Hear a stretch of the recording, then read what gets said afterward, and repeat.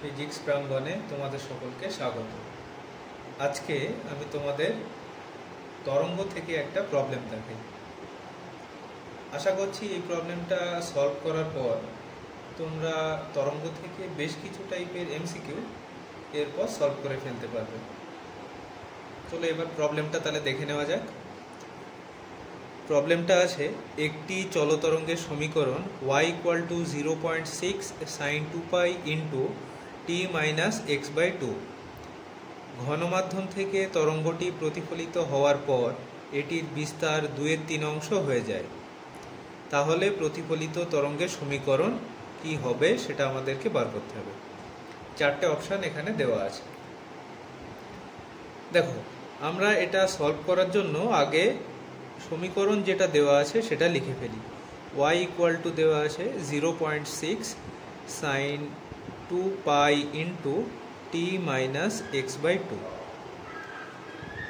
এই যে সমীকরণ দেওয়া আছে এই সমীকরণটাকে আমরা তরঙ্গের স্ট্যান্ডার্ড যে সমীকরণ তার সঙ্গে আমরা প্রথমে কম্পেয়ার করব।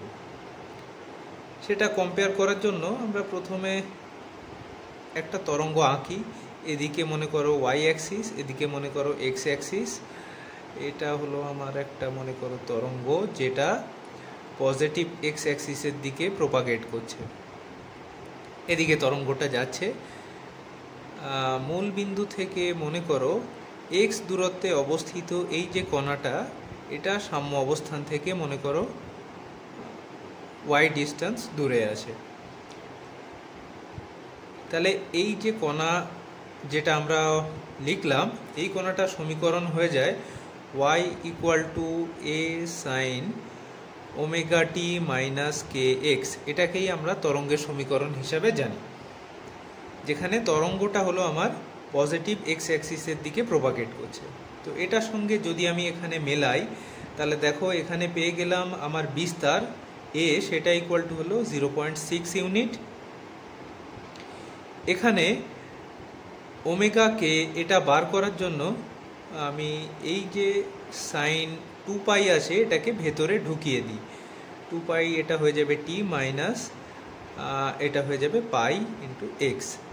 তাহলে দেখো এই যে 2π এই টার্মটা হয়ে গেল আমার ওমেগা, আর পাই এই টার্মটা হয়ে গেল আমার কে।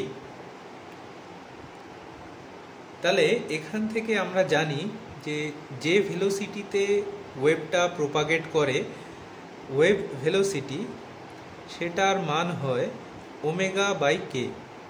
তাহলে এখান থেকে আমরা লিখতে পারবো সেটা হয়ে যাবে 2π / পাই, তার মানে এটা হলো 2 ইউনিট। দেখো এখান থেকে আরেকটা জিনিস আমরা বলতে পারি, সেটা হলো y যেটা আমরা বার করেছি সেটা হলো এই যে কণাটা আছে এই কণাটা সাম্য অবস্থান থেকে t সময়ে দূরত্ব।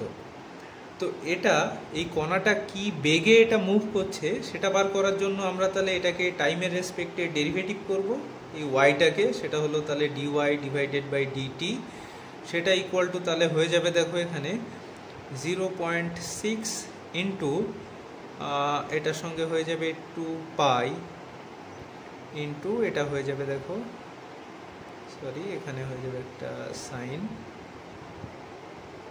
সরি এটা ভুল লিখলাম, সাইনের ডেরিভেটিভ করলে এটা হয়ে যাবে কস, এটা হয়ে যাবে t - x/2। এটা হয়ে গেল তাহলে আমার যে ভেলোসিটিতে কণাটা মুভ করছে এটা হলো তার ভ্যালু। তার মানে এটাকে আমরা লিখি v পার্টিকেল।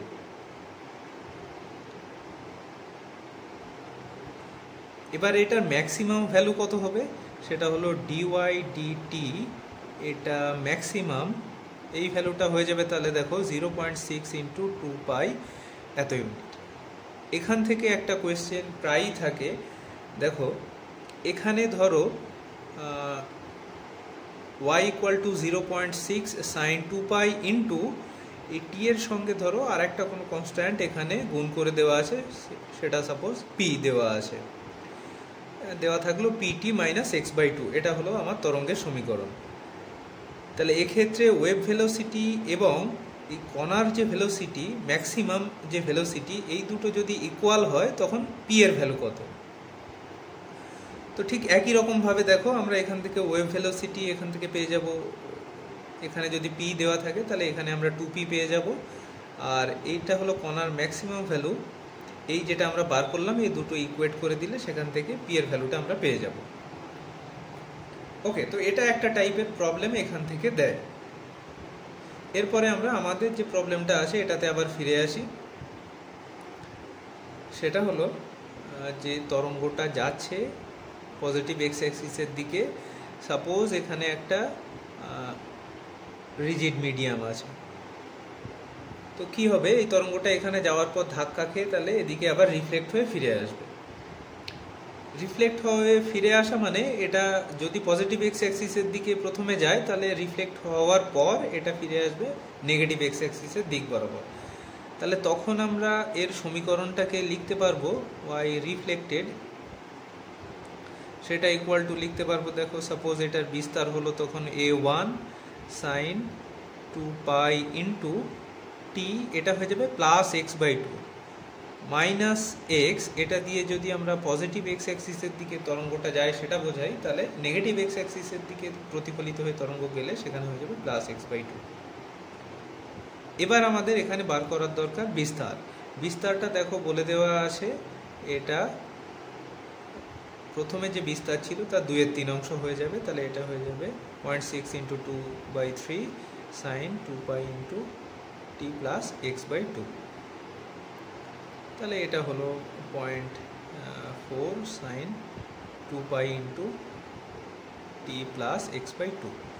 দেখো এই প্রবলেমটা আর একটু বাকি আছে এখানে, সেটা হলো কোনো একটা তরঙ্গ যখন রিজিড মিডিয়ামে গিয়ে ধাক্কা খায় তারপর সেখান থেকে যখন রিফ্লেক্ট হয়ে সে ফিরে আসে তখন সে এক্সট্রা পাই ফেজ চেঞ্জ সে অ্যাকোয়ার করে, মানে যখনই রিফ্লেক্ট হবে তার সঙ্গে এক্সট্রা পাই ফেজ অ্যাড হয়ে যাবে, দশা পার্থক্য এক্সট্রা পাই অ্যাড হয়ে যাবে। আমরা সেই জিনিসটাকে এখানে এবার ক্যালকুলেট করব।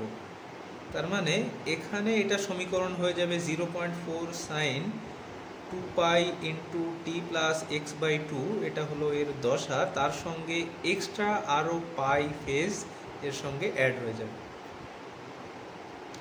এই জিনিসটাকে তুমি যদি থিটা হিসাবে ধরে নাও তাহলে দেখো এটা সাইন পাই প্লাস থিটা, এই জিনিসটাকে আমরা লিখতে পারি মাইনাস সাইন থিটা এই হিসাবে। তো সেটা যদি আমরা এখানে বসাই তাহলে শেষমেশ আমাকে এই যে রিফ্লেক্টেড যে ওয়েভ তার ইকুয়েশনটা হয়ে যাবে, দেখো 0.4 আগে একটা মাইনাস চলে আসবে, এটা হয়ে যাবে sign 2পাই into T plus x/2। তাহলে এখানে যে অপশানটা ঠিক হবে সেটা হলো দেখো অপশান বি।